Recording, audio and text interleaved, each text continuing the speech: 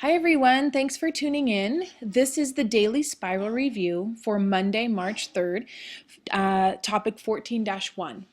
And there are 8 problems, 1 extra credit, so the 9th problem you'll do on your own, but I'll cover the 8 here and help give you some tips to get you started. And then not too much for this Daily Spiral Review, but for others, I'll use this space to the right to help do some computation that'll help you better understand how to solve the problems.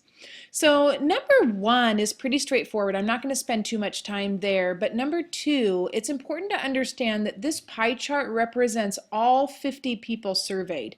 So you're trying to find basically the ratio between 46% and the number of people out of 50 that chose roses. So hopefully that gives you a pretty good indication of what to do.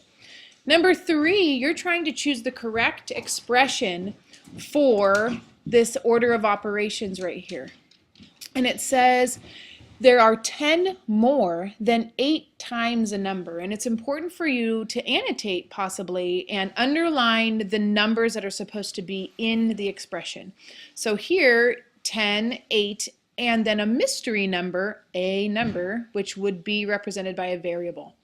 Then I would go ahead and circle the operations. And so here we have more than and we have times, and that tells us what to do with these 3 numbers that we've identified.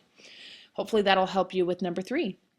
Number 4, I'm not going to spend too much time on because really it's just testing your skill of how to pull out information that matter. So there's a lot of information in there, and there's only one sentence in there that actually matters in terms of answering the question. So good luck with that one. Number 5, it asks you to pick a graph that would best visually represent the information. So are you going to pick a pie graph? Are you going to pick a number line?